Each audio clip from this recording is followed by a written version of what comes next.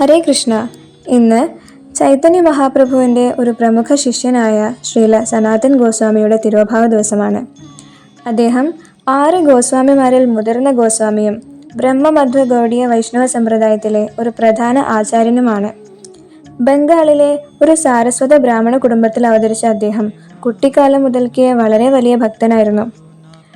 അദ്ദേഹത്തിന് 2 സഹോദരന്മാരുണ്ടായിരുന്നു, ശ്രീല രൂപ ഗോസ്വാമിയും ശ്രീ അനുപമനും. ആ 3 സഹോദരന്മാരും കൃഷ്ണഭക്തിയിൽ മുഴുകിയിരുന്നത് കാരണം അവർ കളിക്കുന്ന വനങ്ങളെയെല്ലാം വ്രജഭൂമിയിലെ വനങ്ങളുടെ നാമം നൽകി. മഹാവൻ, താൾവൻ തുടങ്ങി. അവർ കുളിച്ചിരുന്ന കുളങ്ങളെയെല്ലാം ശ്യാമകുണ്ടെന്നും രാധാകുണ്ടെന്നും അവർ വിളിച്ചു.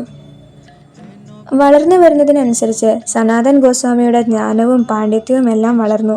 ചില കാരണങ്ങളാൽ അദ്ദേഹത്തിന് നിർബന്ധിതനായി രാമകേളി എന്ന സ്ഥലത്തെ നവാബ് ഹുസൈൻ ഷായുടെ മന്ത്രിയായി പ്രവർത്തിക്കേണ്ടി വന്നു.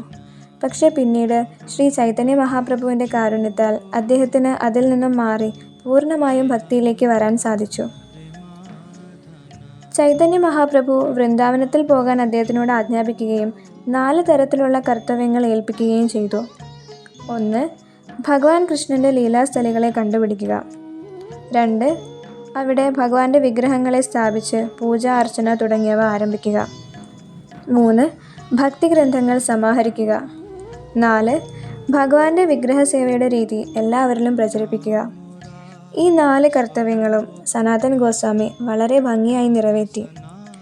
അദ്ദേഹത്തിൻ്റെ കാരുണ്യത്താലാണ് ഇന്ന് നമുക്ക് ഭഗവാൻ കൃഷ്ണൻ്റെ ലീലാസ്ഥലികളെക്കുറിച്ച് മനസ്സിലാക്കാൻ സാധിക്കുന്നത്. ഹരിഭക്തി വിലാസ്, ബൃഹദ് ഭാഗവതാമൃതം തുടങ്ങിയ ഗ്രന്ഥങ്ങൾ അദ്ദേഹത്തിൻ്റെ സംഭാവനയാണ്.